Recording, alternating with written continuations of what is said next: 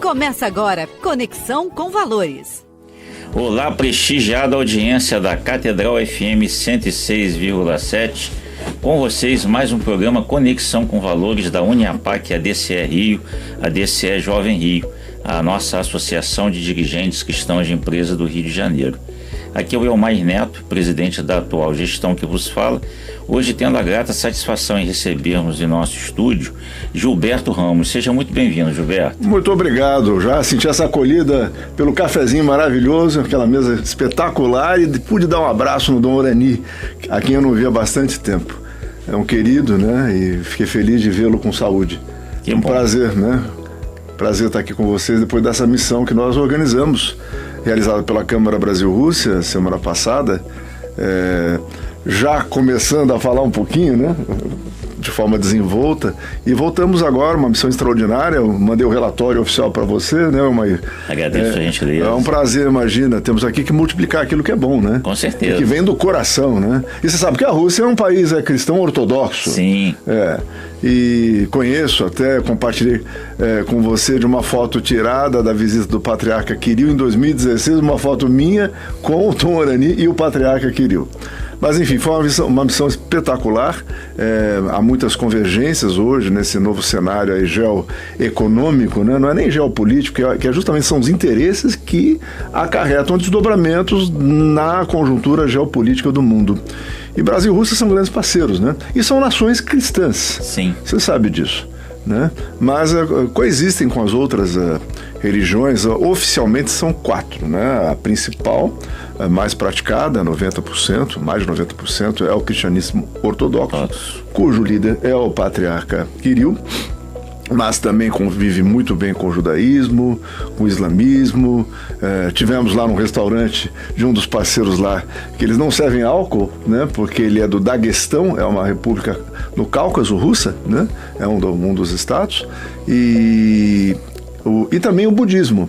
Agora, tem outras fés, né? Lá, é muito grande, um território vastíssimo, né? São 17 milhões de quilômetros quadrados, o dobro do Brasil, né? O dobro, o Brasil tem 9 milhões e 500, com mais de 190 etnias diferentes.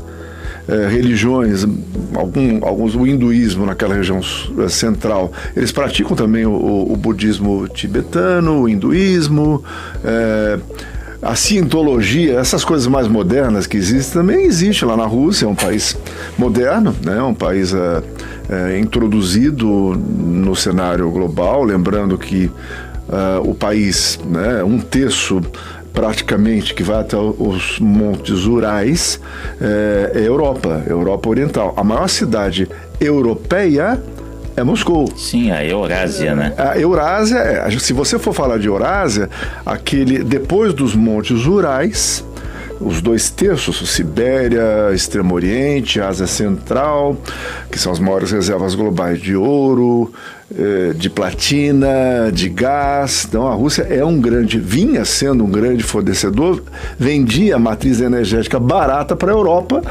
Aí começou essa confusão. Sim. Toda, que nós aqui oramos a Deus para que acabe. Já tem um tempinho, mas Moscou está muito tranquilo. Eu tive em agosto, eu já tinha estado a penúltima vez, e a cidade está muito limpa, muito bem organizada.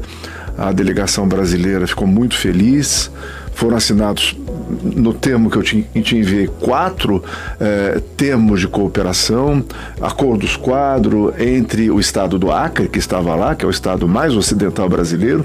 Fala-se hoje sobre uma integração, um novo corredor logístico, a saída, né, do Brasil, da produção de soja, de produtos agropecuários para o Pacífico, né, porque a China tem um grande porto hoje, né, chamado Xangai, no Peru, e o Acre tem entendimentos com o Peru e a Bolívia.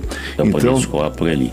Sim, exatamente. Então foram feitos acordos também nessa parte. Isso aí envolve inúmeras derivadas na parte de fertilizantes, a parte logística, a vinda do setor de bens de capital, de locomotivas, de trilhos, uma coisa que o Brasil tem um gargalo logístico enorme, deixa muito a desejar. Sim.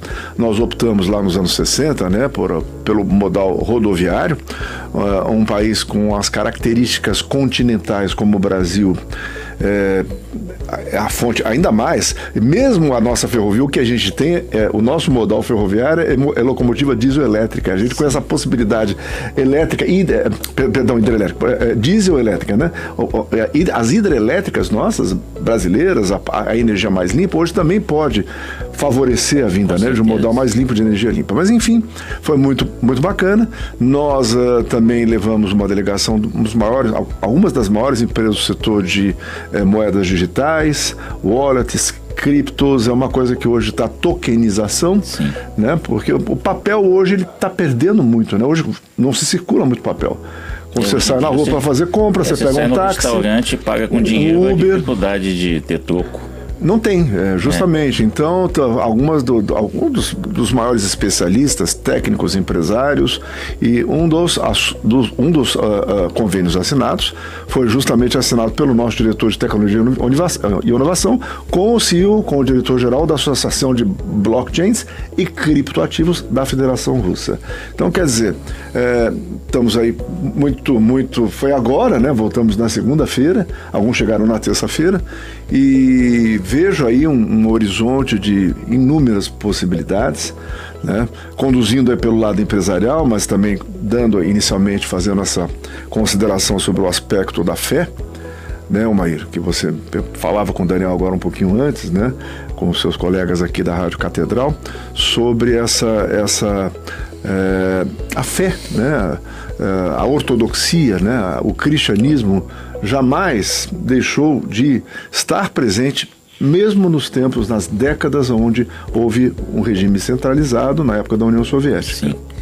Só situando o nosso público ouvinte, o Gilberto, que recebemos aqui, ele colabora como presidente da Câmara de Comércio Brasil-Rússia. Ou seja, ele é o maestro que concebe essa união dos negócios que são feitos bilateralmente, tanto do Brasil com a Rússia e a Rússia com o Brasil. E desde já agradecendo a sua disponibilidade, Gilberto, de chegado dessa missão na Rússia nesses últimos dias, de estar aqui conosco, dando esse testemunho. Gilberto, nosso programa Conexão com Valores, e diz respeito às conexões sociais, pessoais que permitem a nossa facilidade na atuação na sociedade civil onde a gente atua, e também os valores que a gente traz da nossa casa materna e paterna que facilitam essa performance. Te faço um convite que você pudesse contar um pouco o público ouvinte que já teve oportunidade de escutar essa sua performance nesse meio diplomático, fazendo negócios entre os dois países, um pouco da história do jovem Gilberto, desde a sua casa, o colégio que você estudou, o olhar pela universidade, a sua formação em relações internacionais, até onde você dá testemunho de atuação com uma habilidade tão sensível, fazendo com que países que têm esses olhares próximos, mas são tão longes fisicamente, possam estar fazendo bons negócios. Mas longe em termos de quilometragem, mas próximos ao coração e à alma, né? Eu nunca vi dessa forma, comecei a me interessar, né, pela Rússia, pelo meu olhar cultural. Meu pai trabalhou na curadoria da Bienal de São Paulo, com o Zanini, isso muitos anos atrás. Minha mãe é pianista erudita, e eu lia os livros clássicos, né? Tolstói, Dostoiévski, Tchekhov, né? E Turgenev, Pushkin, são grandes autores, e admirava muito, e eu era atleta de competição. Então, as modalidades, o basquete, natação, naquela época, né? Gostava muito da ginástica olímpica, via pela televisão, acompanhava com grande admiração. Enfim, então eu comecei a estudar russo por conta desse interesse, dessa leitura de alma, pela cultura, pela poesia, minha mãe é pianista erudita, filha de Maria, estudou em escola no interior de São Paulo, escola no Colégio São Carlos, né, onde nós temos alguns negócios familiares até os dias presentes. Então isso influenciou muito. Então eu vejo entre Brasil e Rússia, entre os povos, né, russo e brasileiro, uma proximidade muito grande, são simples, são em sua maioria espiritualizados. Existem naturalmente, falava antes aqui de começar, aqueles que por conta do passado soviético, agora mesmo na sexta-feira, uma semana atrás, nós estivemos numa reunião na Duma de Estado, na Câmara Baixa do Parlamento, com a deputada Angelika Gladskova, e ela é do Partido Comunista, mas é uma pessoa extremamente, não tem mais, extremamente proba, honesta, trabalha pelo país, trabalha na questão do desenvolvimento social, como nós também trabalhamos, via Câmara Brasil-Rússia, participamos já muitos anos depois. Teria que ter muito tempo para contar essa minha história, né? Porque eu fui parar lá em 1988, eu já estudava russo, participava com uma pequena cota numa empresa de comércio exterior, situada ali na Torre do Rio Sul. Sim. Tinha sócio, fui convidado, veio uma delegação na época da cidade de Leningrado, né, de dirigentes e alguns dirigentes de empresas, e eles ficaram muito impressionados de ver um jovem. Naquela época você falava jovem, eu sou jovem há mais tempo hoje, né? Mas continuo com o mesmo ímpeto e a mesma garra para poder tocar essa coisa. Disso. É Deus que dá isso pra gente, né? Mas enfim, e fui parar lá em 1988, já pagando excesso de bagagem, levando amostra para fazer negócios. Sim. E comecei a exportar para aquela região de Leningrado, depois voltou a ser o nome anterior, quando caiu a União Soviética, né? São Petersburgo. Eu cheguei a me encontrar algumas vezes com o então vice-prefeito, chamado Vladimir Vladimirovich Putin. Ele era vice-prefeito. Sim. E muitas amizades eu fiz. Outros que estão hoje em grandes postos, o presidente da Rosneft, que é uma empresa de petróleo, éramos amigos na época. Enfim, então a coisa começou a fluir. Eu fiz grandes amizades, que algumas delas perduram até os dias atuais. Nem sonhava em estar na Câmara. Você falou da Câmara Brasil-Rússia. Nós fomos reconduzidos agora no dia 23 de maio a um 7º mandato. Eu saí algumas vezes. É um 7º mandato, eu como presidente, mas saí durante 2 anos e meio, 3, em alguns momentos. Entrou o meu substituto, o vice. Mas agora é um desafio muito grande que nós temos pela frente, tá? Dadas as necessidades. Vejo Brasil e Rússia, e você falava da Eurásia. A Eurásia representa 34 países. Sim. Um dos nossos grandes parceiros que nos recebeu em Moscou, agora nessa visita, se você observar nesse relatório que eu te encaminhei, é a Organização Internacional de Cooperação Eurasiática, tá? Cujo presidente, ele esteve agora em Joanesburgo, semana passada, para o G20. Sim. Eu o conheci, eles são conveniados nossos, por indicação do Ministério dos Negócios Estrangeiros da Rússia, que é análogo ao nosso Itamaraty. Quando ele esteve aqui o ano passado na presidência do G20 do Brasil, eu o recebi e nós assinamos um acordo de cooperação. Nós somos parceiros. Sim. E esse ano, em agosto, quando eu estive lá, eu fui palestrante em 2 painéis, um deles falando sobre blockchains, que é uma grande ousadia, mas eu estou cercado de gente muito competente. Eu me preparei quase 2 meses para essa apresentação, e no dia seguinte no painel Rússia-América Latina, falando sobre as sanções, sobre o reposicionamento estratégico do Brasil perante esse novo cenário geoeconômico, geopolítico, né? E o Brasil, ele é muito cobiçado, Elmer. Eu imagino. Né? Então nós aqui que gostamos, amamos o nosso país, tementes a Deus que somos, enfim, mas procurando vestir as sandálias da humildade, senão a gente não chega a lugar nenhum. Então, somos aqui ferramentas, e eu como presidente da Câmara, reconduzido agora em maio, dia 23 de maio, temos aí esse desafio pela frente, e acabamos de formar uma nova diretoria de tecnologia e inovação, através desse diretor nosso que assinou esse acordo com o alto dirigente russo. Mas em termos eu estudei na PUC, eu sou formado, eu sou advogado internacionalista, porque a minha especialização foi em direito internacional. Cursei todas as disciplinas eletivas que tivessem a ver naquela época. Eu me formei em 1986. Então, no curso de 82, 5 anos, né, direito, até 86, eu cursei todas elas. Sempre tive muito interesse. Até eu faço uma confissão. Depois você conversa com o Dom Urani. Eu queria ter sido padre. Eu estudei no Colégio São Vicente de Paulo, Tá? Depois começou a ficar meio longe, acabei indo pro Andrews aqui. Mas nunca deixei de ter essas minhas convicções de conversar de uma forma muito próxima com Deus, com Jesus, né? Dizem que os pares se aproximam, Gilberto. Vou te fazer uma confidência também. Pois não. Você queria ser padre também? Não, eu estudei em colégio salesiano e em colégio da Diocese de Campos dos Goytacazes, e ambos os diretores me chamaram para poder ver essa perspectiva de seguir também o sacerdócio, mas eu segui o caminho dos leigos e a gente dá bom desempenho. Estamos aqui, né, hoje, conversando. Você sabe que uma época, eu vou te contar uma história muito até engraçada, curiosa. A gente conversa com empresários de todas, falávamos antes de começar aqui sobre a Adonep, né? Sim. Que é do veio evangélico, né, pentecostal, e respeito, naturalmente, são cristãos, são irmãos, o nosso olhar é ecumênico, todos são... Exato. E uma vez eu conversava com eles, né, e eles perguntavam, havia um partido político chamado PRB, não sei se você se recorda. Aí eles me convidaram para ingressar no PRB. Não, Gilberto, uma vez até falei com um bispo, né, que tive amizade, que o filho dele era nosso diretor, o Luiz Oswaldo Aranha, o bispo Manuel Ferreira. Né, que é uma potência. Sim, hoje é o Abner que está lá. E eles me convidaram.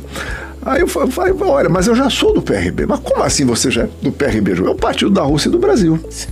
Saiu bem. Não, e eu fui 6 anos cônsul honorário, né, da Bielorrússia, da Belarus, né, no Rio de Janeiro, e acabei me afastando também por conta de ter assumido há 2 anos e meio atrás a condução, a gestão como representante legal de uma co-irmã, que é a Sputnik Brasil, que nós temos uma rádio também, né? Que é uma estatal russa, do grupo Russia Today, né? E grupo Agência Internacional de Informações, lá na Rússia. Estamos aqui, faço convite para vocês nos visitarem. Até fiz o convite ao Dorani agora há pouco, né? Uma satisfação. Estamos aí, temos uma rádio que assumimos a 24 horas do dia, 27 dias por semana, que é a Metropolitana, que hoje é uma FM, né? E a redação fica ali no edifício Cândido Mendes. Sim. E vocês estão mais do que convidados e teria muito prazer em recebê-los lá. Mas enfim, as coisas se conduzem dessa forma, a gente se coloca, né, como instrumento, com toda a humildade, né, de Deus para resolver aquilo que a gente tem que resolver. Essa missão é uma missão que eu dizia a você, eu estava com um problema particular, minha mãe, né, estava hospitalizada e viajei, mas ela já estava muito bem, graças a Deus. 2 dias depois saiu.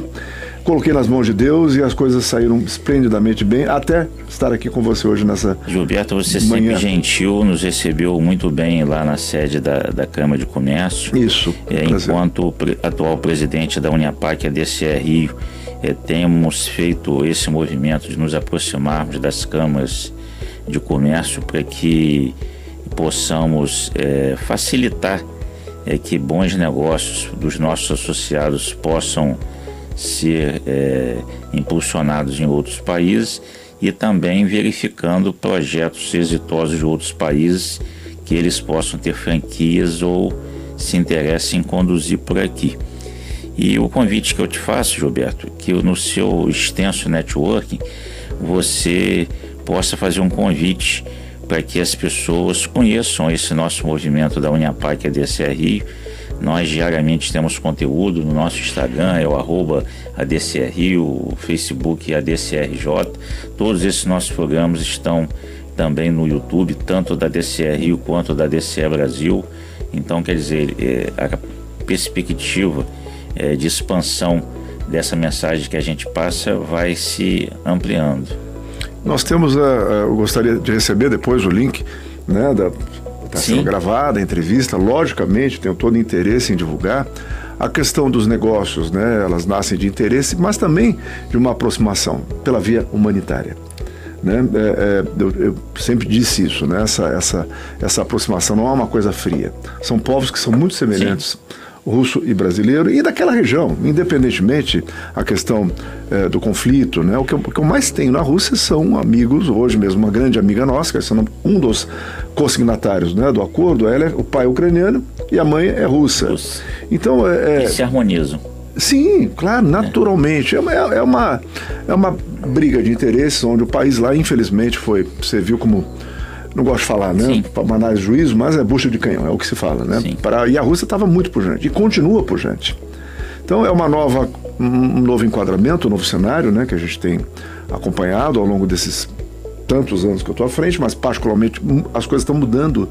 Essa dinâmica geoeconômica, geopolítica, ela está se alterando muito rapidamente. E os seus associados, os seus parceiros, naturalmente, têm todo o interesse. Vai ser um prazer trazê-los.